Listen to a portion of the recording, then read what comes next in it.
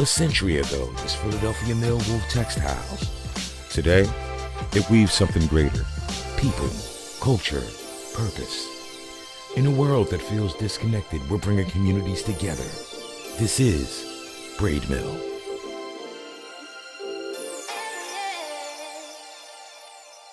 Got Akon on the Untold interview. What's up, bro? What's going on, big time? I'm chilling, man. I see good. you making your rounds. Yeah, man, we making our rounds, man. It's been a minute since I've been back in Philly. Man, when the last time you was there? At least probably 2 years. 2 years Easy. ago? Yeah. You was out on the promo run just chilling? It was more chilling. I ain't gonna lie. Oh, man. So let me ask you something. When you come to Philly, what's some of the places that you go to? Oh, normally when I'm in Philly, you know, I used to have a house out here. What? Yeah, I had a crib out here for a long time. But my daughter was raised out here. Okay. So I laid low for a minute, but then now I just come and just relax. I don't really go out much when I'm in Philly. It's really to get away, believe it or not. You get a cheesesteak? All day. Hold on. Now, all right, Akon. When we say cheesesteak, I know exactly what you mean. You're not going to... I'm going to Bob's. Okay. So, Got you. There In you the go. poppy stores. You got to go to the poppy stores. I get it, but I'm loyal. Until Bob disappoint me, B, I'm at Bob's Steaks, baby. Oh, man. So when you get a cheesesteak, what you put on there? I'm doing diced onions, green peppers, extra mayo. I like the mozzarella cheese. Okay. You know, instead of the American, I like the mozzarella just because I like to see that, you know, that rubber band. You know what I'm saying? Yeah. And then I gotta make sure that bread steamed though. They gotta let the bread steam on the bun the whole time they, you know, fixing up that steak. Are you a Philly boy? I think that's what you're gonna call it. But that bun gotta be on the grill the whole time. Yeah, toasting that on the was outside. toasted properly. You know what I'm saying? Yes, sir. Let me ask you something. What is your full name? Aliyunda Malabugutai Puru Nakalulu Badr Akon Chow. What? If you can repeat it, I'll repeat it. I'm not even gonna try to play just myself. Call me like Ali that. for short. All right. Let me ask you something. How was it growing up in St. Louis for you? Oh man, St. Louis was interesting because that was like my earlier years, and my dad made sure that we was all born in the state. So okay. we was actually based in East St. Louis around that time, and he's working with Miss Catherine Dunham over at Epcot Center. So for the most part, every time my mom was pregnant, he would bring us over for us to be born. So I was a Barnes baby, so at Barnes Hospital. And then he'd ship us back to Africa. So I didn't see America back until I was like 7 or 8. Wow. You know what I'm saying? Wow. Which we flew into New Jersey and then went back to middle school in St. Louis. Okay. And then back to New Jersey again. So I was in and out of St. Louis, but St. Louis was interesting because I did my middle school all through St. Louis and 1 year high school. Okay. You know, so me and Nelly went to school together out there. Nelly? Yeah. What grade? Middle school. Middle school. Yeah, okay. we went to the same middle school. Okay, that's dope. Now, was he underlay? Oh no, Nelly was the truth. Okay. He was a beast. Every sport, baseball, football. Yeah, he was a problem. If it wasn't for music, he'd be in sports 100%. That's dope. Do anybody know that? I don't know, but his entourage know though. Right. Yeah, Nelly, especially in baseball, he was a monster. Let me ask you something. Growing up in your household, like, who are some of the artists that you listen to in your household? Man, see, when I was coming up, I was listening to more like country music and reggae, like One Drop. You know what I'm saying? Okay. So, but I was heavily into like between like Black Guru, Bob Marley, Still Pulse, and then my mom liked more old school Motown vibes. So I really gravitated, to, like a lot of that, so man, it was, I would probably say the one record I kept on repeat for a long, long time was Change Gonna Come. Ooh, that's that hit right there. That record just did something to me. So I always said to myself that one day I'm gonna be a singer and I wanna make music that touch people in a positive way. Right. You know what I'm saying? Now, speaking of singing, before you initially started to become a artist, Right. were you rapping first? Nah, I was dipping and dabbing in everything. Okay. Cause I was shy for a long time. I didn't even know I could sing. Cause I was more like a songwriter at the time. Okay. So I would just write songs for fun, as a hobby. Then I dibble and dabble on the drum machine, produce records just on some, not shopping it, but I would implement other people's beats like Pete Rock, CL Smooth, and you know, that vibe. Like I would just try to see if I could reproduce the tracks. Right. Premiere, I would try, like those were the hardest tracks to try to reproduce. And then I just started making demos for fun. And before you know it, it became something that I just kind of turned to when I needed an outlet to kind of express my true feelings and go through problems that I couldn't speak about to other people, and I would just kind of make songs about it to vent. Okay. Yeah. Now, what was your go-to type beats? Go-to type beats?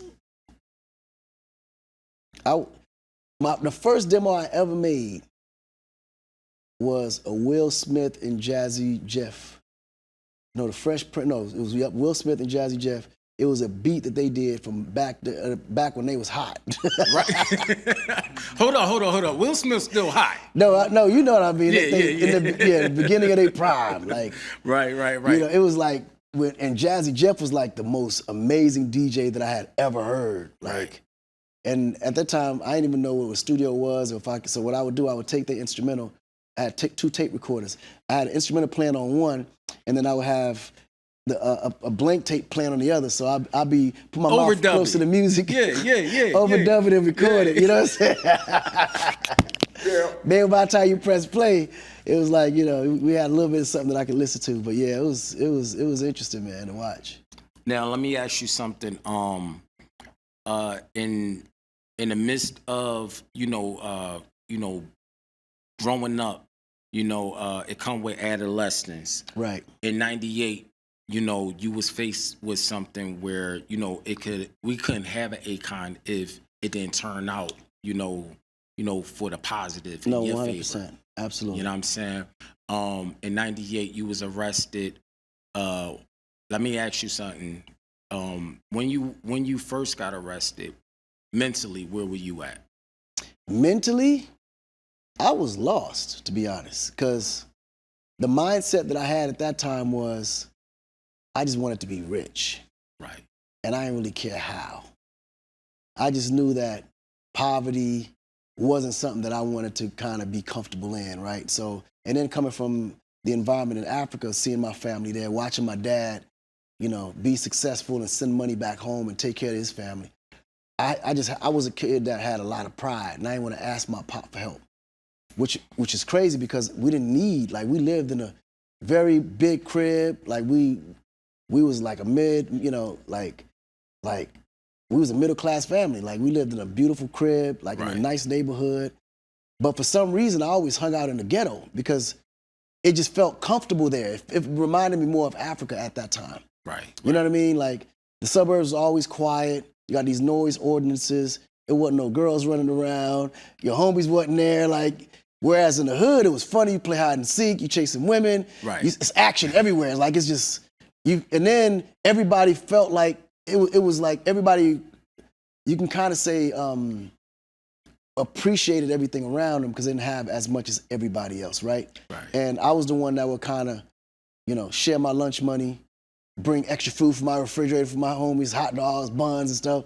And my mom be wondering, like, where's all the food leaving from the refrigerator? You know what I mean? Right. But she knew whenever she was looking for me, she'd just go straight to the projects. I was always there, like, comfortable as hell. And she could not understand why I always wanted to be in the hood. But I think it was growing up in Africa at that time with that family environment that I came up under. My friends became that for me. You know what I mean? And my pops was always on the road working. My mom was always in the house. And it's like me and my brothers, and they was in school, focused on school. I'm focusing on trying to how I'm gonna be rich. So the hood is the only place where I actually saw success. Right. You see cars, gold chains. The elder drug dealers is looking like they got money. They look like they got their life together.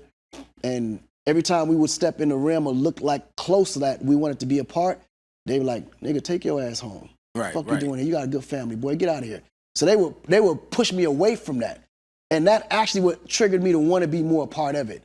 Because as a child, when they tell you no, makes you more curious. You be more inquisitive to want to know why. Right. And you're like, no, how come you having all the fun and you getting all the money and I can't do it? You're not knowing the percussions of what that decision you're making until you actually put both feet in. Right. You know what I mean? So Jersey City was one of them things where they kind of pushed me a little away from it, and I found myself in Newark.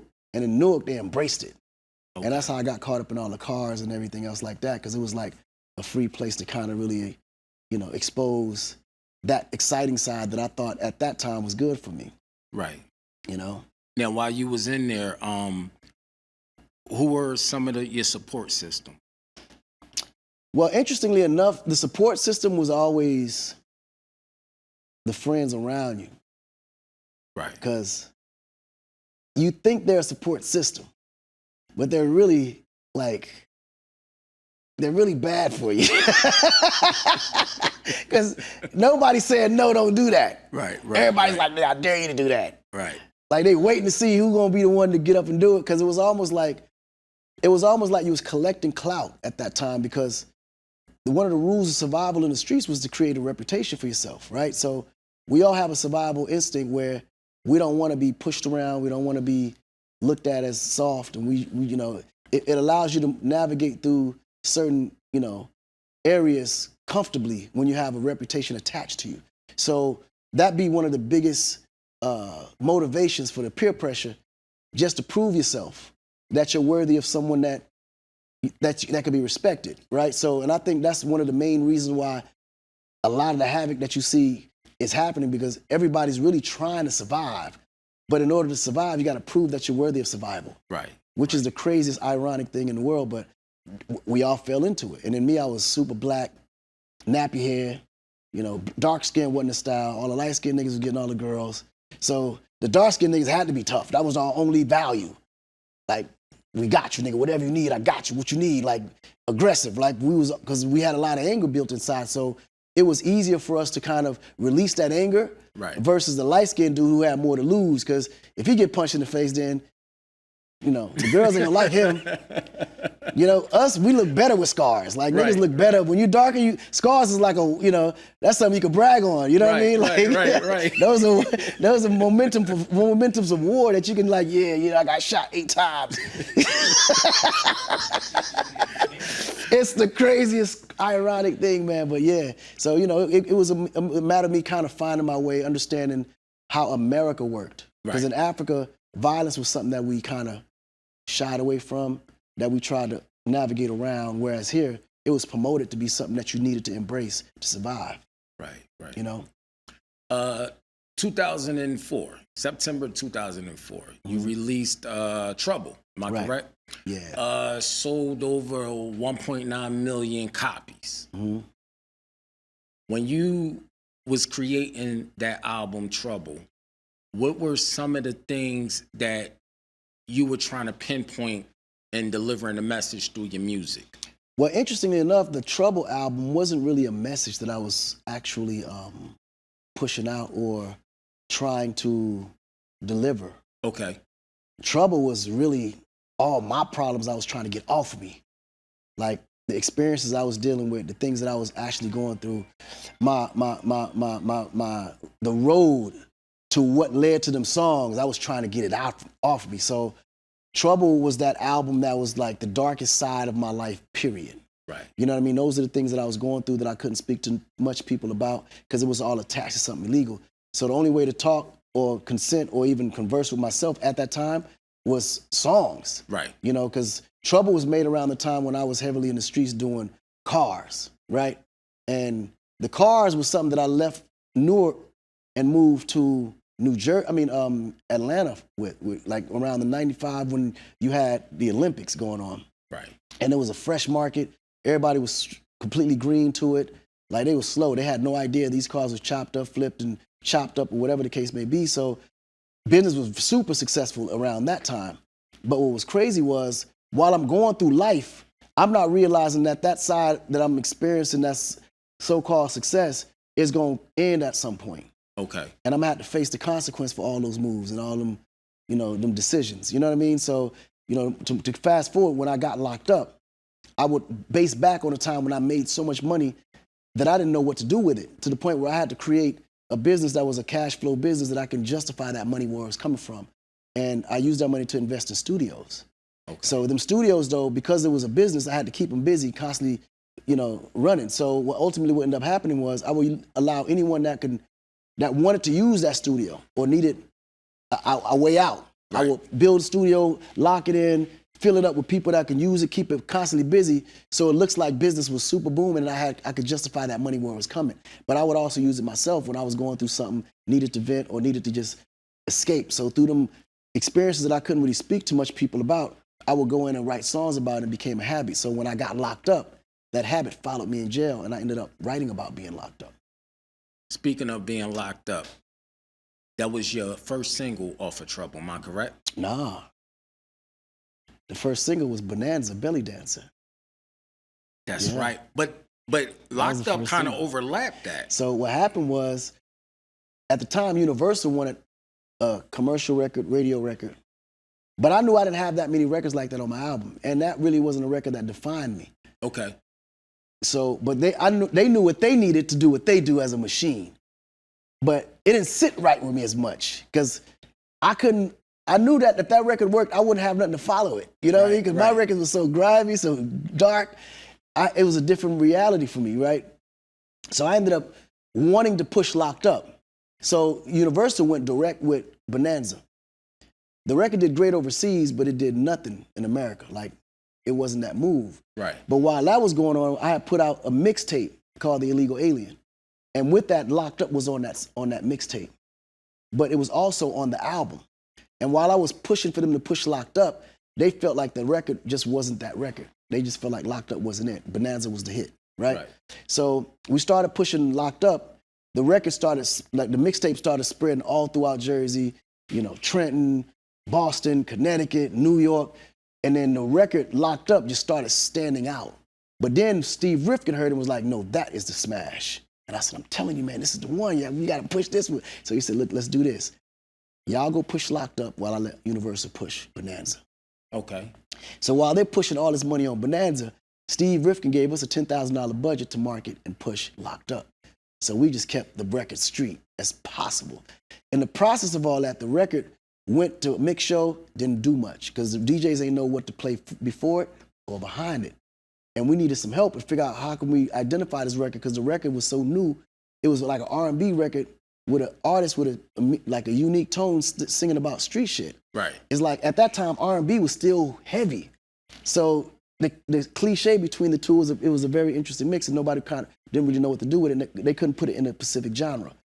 That's when the record got to Styles P. And I called Y from Rough Riders and was like, man, I need some help with this record. He said, man, Styles heard this record and really wants to jump on it, man. Like, I think this could be a big thing for you. And I said, what, Styles would do this? Because mind you, I had went to everybody to get on this record. Everybody turned me down because they didn't know who I was. Styles was actually in jail when he heard the record, and it touched him in such a way that he said, man, listen, I'll do this record for free. He just let me jump on it. And from the moment he jumped on that record, everything changed because it identified the record with hip hop. The moment Hot 97 grabbed it, man, Flex dropped that bomb on it. It was no turning back. That record spread overnight in 48 hours everywhere. You started Convict Music. What made you want to start a record label while being a brand new artist? Well, the thing was, the record label had got started before I even realized that confidently that's what I wanted to do. Okay. Because when I got locked up, that became my turning point. And when I wrote the record in jail, I had a bunkie, older guy. His name was Booney Lowe. And interestingly enough, he was on his way to death row because he had murdered his spouse. He walked in and found her cheating. And he was just transiting through Atlanta at the time. Right? So he's sitting there, hadn't even went to trial yet, but he was transiting to go to actual trial. We was together for 6 months the whole time. An older dude, man, super, super smart OG. And he was like, man, I don't have the luxury of changing my life because I've already lived it. Right. And I'm at a point in my life now where I'm watching you, and you got so much talent, man. If you have put all that energy that you had in these streets and you were so successful at it into your gift, which was songwriting, man, there's nowhere you couldn't be, nothing you'd be able to accomplish right now. And I was like, man, you know what, you're right. And at that moment, the following day, I woke up, he had inspired me so much. I said, look, man, I'm gonna start my company. I'm gonna call it Convict Music. He looked at me and said, man, that's the dumbest name. He said, boy, I said, go corporate. Ain't nobody gonna take your ass serious. You talking about some convict? I said, no, hear me out. This is a turning point in my life, man. This is music. I promise you, man, I gotta just believe in me, man. I promise you it's gonna work. He said, all right, man, young blood, if you believe that's gonna work, I'm with you, but you gotta keep it 100%. Don't do nothing, man. You can't have one foot in, one foot out. If it's gonna be music. It gotta stay that way. He said, I'm gonna help you incorporate your company, so when you get out here, you can go full speed ahead. And I got Convict Music Incorporated while I was in there. And as soon as I got out, I went straight to work. Wow. Yep. First artist was T-Pain. Yep. T-Pain was the first artist that I signed to Convict Music. Where you find him? My little brother Boo found him and brought him to me. Interestingly enough, Boo was in Tallahassee. Okay. And he heard this mixtape. And Payne had a version of the mixtape, but that song was the one that was playing all throughout Tallahassee. I'm fucked up, right? So he changed the words around to I'm locked up. And Boo thought I had did a remix to it. Boo was like, nigga, you did a remix of this record and you ain't tell me? I said, nah, what are you talking about? He said, man, I'm listening to it. He sent me the CD, and I was like, who the hell is this? This nigga ain't me, but he sounds amazing. Could sound like it could be me or my little brother. I said, boo, this ain't me. And then we finally looked at the damn tag and it said, Teddy Pendergrass down. Right? He was like, who is this nigga with this long ass name? Boo said, oh, we need to fly him to Atlanta. I know exactly where he at. So Boo tracked him down. We flew him to Atlanta. And from the moment I met him, I mean, it was, you could tell it was meant to be, because it was like, we just clicked immediately. Right. Immediately. Then he played me some more records. He was rapping, monster rapper. And then we was thinking about, man, if I do sign him, I need him to do more records like this, though, because this is what made me get there, right? But if he do that, it's gonna sound too much like me, and I don't want them to compare me, because the nigga just as talented as I am. So that's when we start talking about it. Then we wrote I'm Sprung, and then we put the auto-tune on there. Okay. And that made him totally different from me. You know what I'm saying? And once we did that, when we heard what that record was gonna be, man, we sent it off to TJ's DJs in Orlando, and he circulated that bad boy, man. It was all she wrote. Now, bringing T-Pain on, it was a unique sound. You already had a unique sound. Right. So bringing T-Pain on, he created that, he made it more popular, the auto-tune, because the auto-tune was kind of like out, you know. No, the auto-tune was made for T-Pain. For T-Pain. That was the point. Okay. But yes. that sound, what's the guy that was on Tupac's California Love? Right, so that sound, you had like Roger Troutman. Right. You know, after him, then you had Teddy Riley. You had it always being used with a piano, but it was like hip hop at that time, you had to be different. Right. And there was nobody remotely close to doing something like that in hip hop as an actual sound or a style. So when we took it and owned it, we ran with it. Now, after that sound started collectively going through the industry, everybody started using it. Right. You get Jay-Z. Right. That for auto-tune. Right. How did that affect T-Pain? T-Pain was deeply affected by it. Okay. Because he was a huge Jay-Z fan, so he couldn't understand why Jay-Z would diss him. Well, he felt like it was a diss, but I think Jay was just trying to bring the culture back to hip hop, because the influence was so heavy to the point where honestly, I started to get tired of auto-tune, so I understood what he meant. Right. But I don't think Jay meant it in a way to where, you know, it was to destroy Payne's career. It was more to make way for Jay to come back in with some real hip hop stuff. You know what I'm saying? So I get it. It was a matter of survival from an MC perspective. But the way I looked at it was, man, we made an impact so big that we had someone like Jay paranoid of it. We had someone like Jay afraid of that affecting his sales and his vibe. So that showed me how big of an impact we was. So I honestly took it as a compliment at that time. Right. Now, I mean, you had Lady Gaga. Right. How was it working with her, signing her? Man, Gaga in the beginning, it was a challenge, because that was my first pop act ever that I signed. Okay. And the world didn't know what was coming. And I had co-signed T-Pain so heavily, I knew with Gaga, I couldn't co-sign that because the moment I co-signed it, it would have made it urban. It would have made it straight urban. And I was like, nah, this is bigger than urban. Right. This got to go top 40. This is beyond that. You know what I mean? So with her, it was a matter of just allowing her to be as creative as possible. And no matter how crazy her ideas was, our job was to make it reality. Right. And bro, she went to the farthest extent with her because she was so creative, super talented. She's a writer. She's a producer, amazing performer. She was probably the easiest challenge to decipher because of the talent that she brought to the table. Wow. You know what I mean? And she became a legend, man. It was amazing to watch. You helped a lot of people in the industry, man. And you always kept your voice and your ear to the streets. Who's these two guys that sit next to you? Man, these two guys right here, they call Sheesh, straight from Elkhart, Indiana. Okay. I mean, a breath of fresh air in the music business.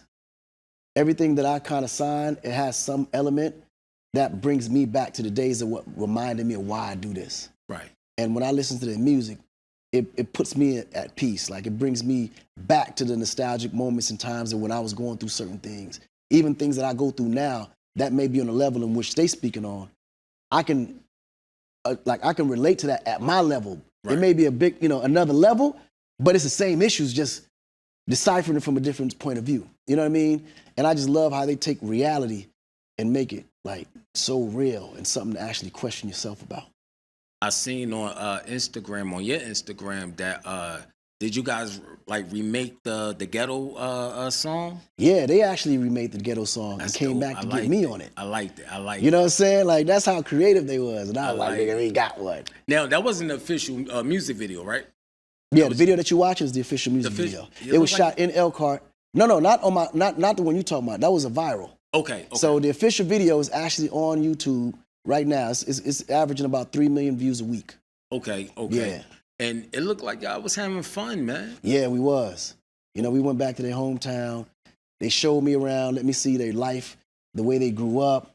We was able to see all the areas that impacted their lives, the places where they did all their dirt, the places where they had all their smoke, the places where their family survived, arrived, and where they lived. And like, I was able to really get to understand who they was as people, right, even by meeting their friends and their stories and their commentary on how these guys was, and really understanding their, their background. And I think that's very important when you're dealing with artists, because their background will determine how far they go in real life, especially when it comes to business and changes of environments, Let me ask you something, Akon. Have it ever been a moment where you was like, I just want to like give up on the music? I don't think I would ever give up on music, because music is what saved my life. And Okay. not only that, but music is my passion. Like, I would do music for free without getting paid and still be satisfied. Right. But there was a point in my career where I got demotivated, by the music business. Because the music business, man, is like, it felt so leechy.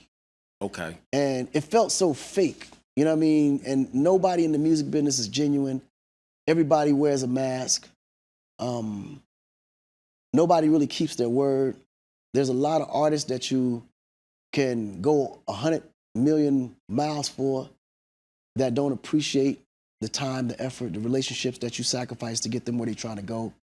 And it becomes a story that you really have to decide on whether or not this is something that you want to be able to invest yourself into, because it takes a lot to take away from yourself to put into someone else for them to feed, and to be in a position where they can actually achieve their own dreams. You know what I mean? So I experienced a lot of it, because I'm the kind of person to do something for someone who don't expect anything back, but I would expect them to do something for someone else that I did for them. So to watch a lot of artists get to a certain level of their career and not pass that torch to someone else or help lift somebody else the way I lifted you, Okay. really do break my heart, to be honest. I mean, with this industry, it's like you got to maneuver. Right. You know what I'm saying? And how do Akon, maneuver in this industry and can, know who is who? Well, I think a lot of that was instilled in me from the energy and the background that I came up in. And I think that's why God put me in such, challenging environments, to be able to decipher the difference between the real, the fake, the opportunity and the trap. And I was able to see things before I even walked into it. I could have a conversation after the third sentence. I already know what I'm dealing with. Right. And who I'm dealing with. Right. You know what I mean? So I think that's why God put you through all these challenges that you may, you know, cry about, or these challenges that you may, you know, run from, you know, but you have to go through these things because it builds you to become who you're supposed to become and strengthens you to be able to pass through all those obstacles that you're about to go through. What's one thing that Akon the father, you know, didn't go through like Akon the artist?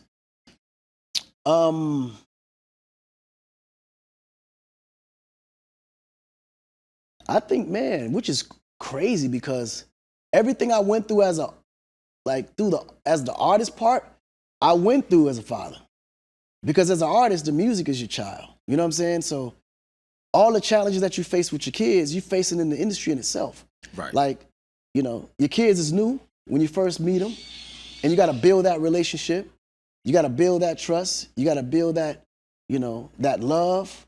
The love comes automatic, but then it's so much that detaches you from the love in itself because what the industry brings, right? So, and then you got to keep them protected in the process of you getting stabbed and allowing to make sure that all the things that's coming towards you, that's to harm you, doesn't reach home. You know what I mean? That's why for years, I always kept my family out of the media. I always never like exposed my kids until they were old enough Right. to be able to defend themselves. Because now they all grown. So now they all got records coming. They all in the industry moving a certain way. But they watched and learned from the shadows without being the celebrity kid, that all the extra pressures that come with being a celebrity or being rich and famous comes with. Like I wanted them to see life the way I saw it, as close as possible. You know, I put them through it. Like my kids will tell you straight up, they wasn't the rich kid that can brag about their dad spoiling them. Right. I ain't spoiled none of them niggas. Right. No, so straight up. Like I want them to understand, like, man, life is something you have to work for.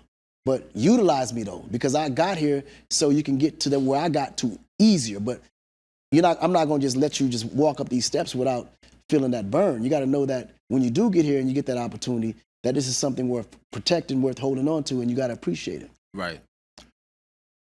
If everything collapsed right now, you lose everything tomorrow, Mm-hmm. who is that one person that you can call and bring you back to the Akon on that level? Man, if I was to lose everything tomorrow, honestly, there would be nobody that I call to get me back to this Akon. Because I would know that God took it away from me to be somebody else. Like, I wouldn't want to re-become who God already made me. I'm going to be Akon whether I'm rich or poor. Right. So losing it won't make me not Akon, right? Me losing that is God stripping it away because he had to strip me of all of that for me to go to whatever that next path or that next, purpose in my life that I'm supposed to accomplish. And most likely that purpose couldn't have been accomplished with all that being attached to me. So God would naturally reveal those paths for you. He's always put you in a position where, you have the tools to accomplish what he got you on this earth for. Because I don't look at life like I'm on this earth for myself. I look at it like I'm here to serve a specific purpose. And I'm a beacon of God to go through whatever road he has me going through, to go through whatever path I have to path to provide whatever those resources for people that he needs me to provide it for. So if I'm going through that process, going through that process stripped of all that is because in order for me to actually reveal to accomplish whatever that purpose is, I needed to go there without all that. So Right. I would happily go through that process for sure. Right. Sheesh, how's it working with Akon? And bring your mic down just a little bit. Right? Yeah. It's gonna Yeah. pick up. Gotcha. How's it working with Akon? Seamless. It's really easy because he's such a veteran. You know what I mean? And he's seasoned at what he do. You know what I mean? So it's really he let us rock out. To be honest with you, bro. Like he signed us for a reason because he trusts in our creative abilities. Okay. You know what I mean? He ain't signed puppets. So he ain't signed somebody he had to, I gotta make you do this, do that. You know what I mean? So he really let us rock out, be creative, we gonna be original and let us do our thing for real, for real. Now, when you met Akon, was you starstruck? Nah. Okay. Like that just got something. Not that obviously he's an icon, but that just got something to do with my personality, who I am. You know what I mean? Like I don't get starstruck. Okay. By nobody. First time you was in the studio with him, how was it? It was it was fire. He just was on business. You know what I mean? Now just to backtrack too, I wasn't starstruck, but one thing I was grateful. I was grateful. You know what I mean? I was appreciative of the opportunity. But he didn't, he just kind of, he was observant, like seeing what I was going to do, how I was going to act. You know what I mean? I think one thing that impressed him was I wasn't like fanned out, honestly. Right. Like I came there to write, work. He seen I kept my head down. I worked, I grind. I ain't, you know what I mean? Like somebody else had to, like, who was that, Moon? He was like, man, you heard L music, the unreleased tracks? He ran to you in the stew, and he was like, yeah, you ain't play me nothing. I was like, I ain't come here to play you nothing. You know what I mean? I can't, you don't remember that? Like, I came here to write, you know what I mean, and work, you know what I mean? So, right. Yeah, he respected that. My last question to you. Yeah. Before meeting Akon, how long was you doing music? My whole life. Okay. I taught my little brother how to rap. I started rapping when I was 8, writing when I was 10. Okay. Y'all blood brothers? It's my little brother. Little big brother. I gotta say that every time. People be think he the oldest. He got the Philly beard. That's the Philly. Yeah. I just got the little chin. He got the joint going on. Yeah, he got the joint. You know what I mean? I just got the little chin. I ain't out there yet, but people be thinking that's my big brother. That's my little brother. Yeah. Now, what separates you guys? In what aspects? Like creative. Musically? Yeah, creative. I can just speak on me. I'm gonna let him speak on him. Me, I'm like, I feel like I need to go down as one of the greatest to ever do it. So I'm like, I'm after the throne. Like, you know what I mean? Like, the Kendricks, the Coles, you know what I mean, of the world. Like, them, that's what type of time I'm on. Right. You know what I mean? Making the best music possible that you can connect with, resonate with, that's gonna be relatable to the people that people gonna connect with. I always say, like, we make the music that's gonna get you through the week. We ain't making the, you know what I mean? Yeah. The Diddy Bop joints, you know what I mean? Like, we gonna make the stuff you gonna resonate with for sure. Okay. While still being lyrical. You know what I mean? Akon, let me ask you something. Right. You got an ear for talent, man, and pretty much everything that you touch turns to gold, or go platinum. What is it that separates them from everybody that you worked with, as far as under Convict music? I don't think there's naturally a separation, because we all connected, and it's always like music has it's a spiritual thing in music that you got to be awoke to see it, right? And oftentimes, as talented as people are, if there's no spiritual connection with their art or with their talent, I don't care how dope they are, they're going to be doing this forever and get nowhere. With them, they had family values that I respected. They had spiritual values that I respected. And they had work ethic that I respected. And every artist that I touch all have that, and that's why they all been successful. Because those are the elements that people fail to look for when they're looking for artists, because they just looking for the talent. Oh, he's dope, she gonna be big, or he gonna be big. Right. But if they ain't got no spiritual connection to themselves, they ain't got no work ethic. And more than anything, they don't even know who they are. They just looking for that, they focus on themselves. I mean, they're gonna be the artist that everybody thought, why did that person didn't make it? Right. I be knowing why people didn't make it. Man, he's so dope, man, why he ain't make it? I would tell you, but then you might see yourself in that person. Yeah. So I don't want to disappoint you. Oh my God. Yeah, Ski, come on. What's going on, brother? I like that name. That's a cool name, man. Thank you. How you come up with that name? I was in a joint. My homie Moon gave me that name. Okay. Yeah, I really don't know why. I was just off the chain, wilding out. I was like 16 years old when my homie gave me that name. Right. How is it working with Akon? A blessing. You know, it's exciting. He a legend. He an icon. You know, he give us a lot of game. You know what I'm saying? He give us the freedom with our music, which is big. A lot of artists ain't got that luxury. You know what I'm saying? And if they playing like they do, you know what I'm saying? You know, we got freedom here to create and, you know, get as crazy or outside the box as we want to. It's a blessing to work with Akon. Let me ask you something. In the studio with Akon, do you ever look over and be like, damn, I'm really in the booth with this guy? Yeah, the first time I met him was like in a studio, like camp, like content creators. It was crazy. It was a bunch of people that, you know, they do this, you know what I'm saying? They live, Right. breathe music, you know what I'm saying? And yeah, like I was like, it was crazy. It was my first time ever even like being outside of Elkhart or Indiana like that. I was down there with my brother, so that made it easier. But yeah, I was definitely like, man, I gotta, you know, get it together. You know what I'm saying? It gotta be on point. Like, I know I ain't trying to say too much. I ain't trying to say the wrong things. You know what I'm saying? Cause I ain't like a media trained or nothing like that. I'm gonna keep it a buck. You know what I'm saying? I just got common sense. Right. So yeah. What is the project that they working on now? Sheesh. Yeah, so Sheesh, it's two brothers, same mother. You know what I'm saying? That's the title? I'm telling you right now. You know, the project is definitely a reality record that you're gonna be able to relate to. Right. I told them straight up, y'all niggas love to rap. There's rappers everywhere on every corner. So I ain't really here for no rappers. I'm here to make some money for y'all niggas, right? Yeah. So I'm gonna focus on the albums. Yeah. But as rappers, I know that's your passion. So I'm gonna let y'all go hard on any given day whenever y'all ready. So we made a pledge. We're gonna make a pledge throughout their career. Every other month they're gonna drop a mixtape. Dope. Until they see fit. So they always got their rap skills out there, keep their rap chops up. Anybody ever want to battle them, they ready to go at any given moment. You know, it's like training for them. But then the beautiful part about it, these are rappers that actually know how to make hit records. Right.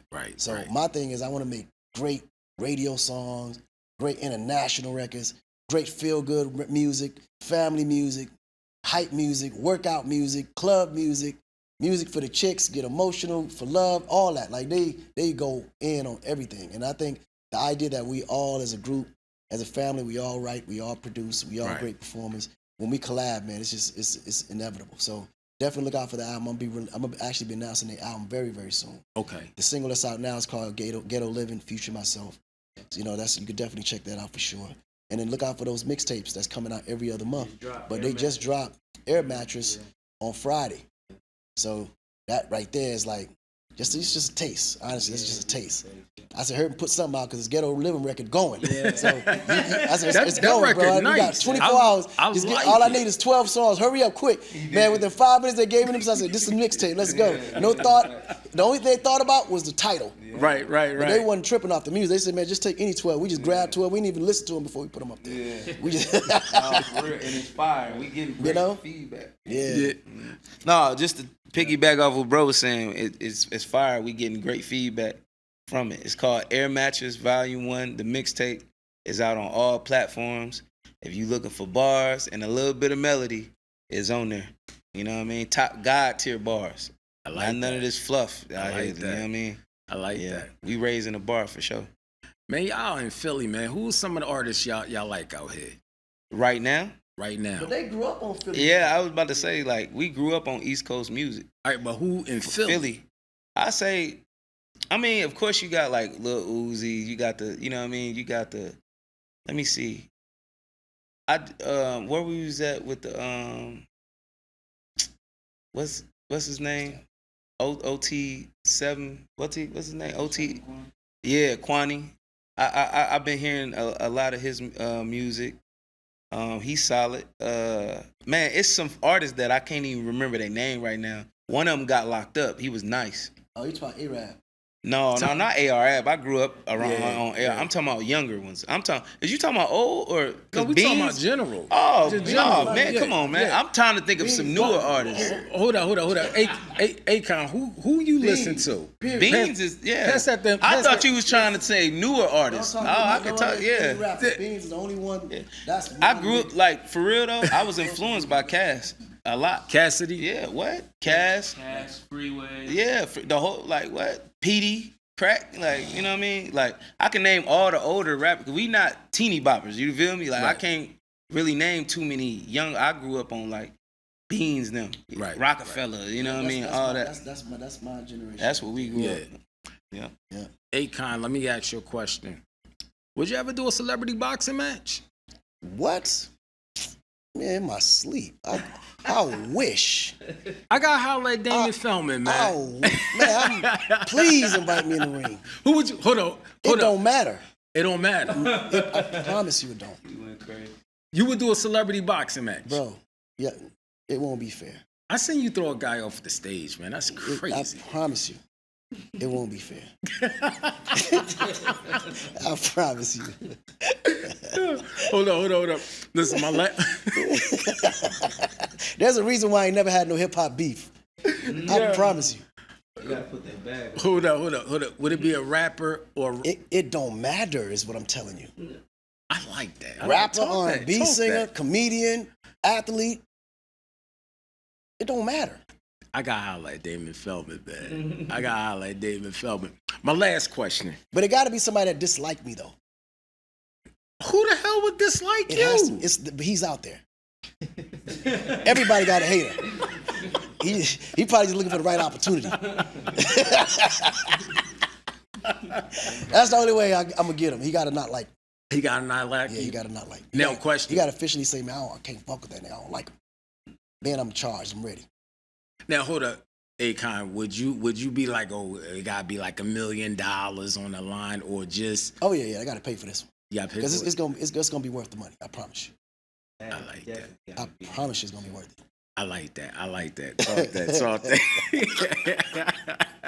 You got a name on that? Huh? You got a name on that? I'm just saying I hadn't found nobody yet that disliked me. But it gotta be somebody that disliked me. It gotta be somebody gotta call me out.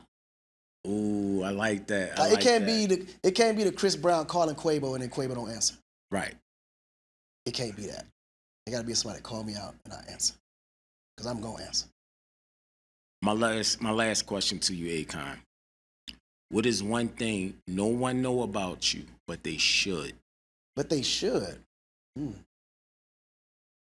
We got him, cuz. We got him. That's actually a good. Yeah, we got him, cuz. I just don't know if they should though. You know what I'm saying? I just don't. I don't know if they should. One thing. I don't know if they should. I want them to know it, but I don't know if they should. That's a tough one. You ain't lying. I get everybody with that question. Yeah, you're right. Oh, all right. So I'm gonna take it. Yeah, I'm gonna make it very simple. I'm a great chef. Okay. Yeah, they should know that. Okay. Yeah. Can men cook better than women? That's a matter of opinion, but from my data and experience, I've met more master men chefs than I've met women. Okay. Okay. Yeah. We might do something called Akon. Yeah, I know more master chefs that's men than I do that's women. And you're not a cook. I'm a chef. A century ago, this Philadelphia mill wove textiles. Today, it weaves something greater. People, culture, purpose. In a world that feels disconnected, we're bringing communities together. This is Braid Mill.